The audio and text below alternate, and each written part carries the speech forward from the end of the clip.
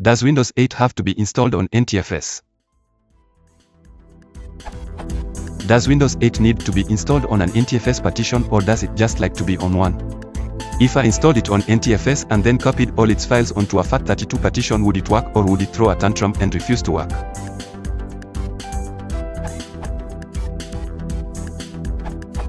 You can't install Windows on a FAT partition.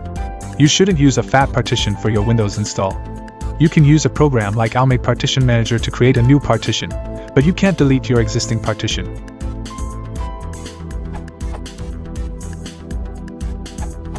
Windows Vista and higher won't install to FAT32 and can only be installed to an Ntfs partition. This is probably due to the use of symlinks, which is not supported in FAT32. As for copying files, that's a no. Windows needs to be installed in order for the installer to configure your boot order properly. Just copying files won't do it.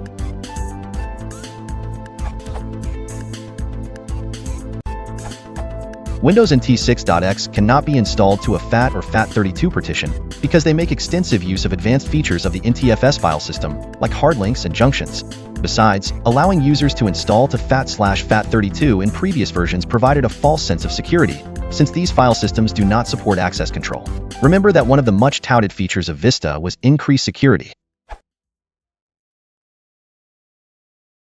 Filesystems.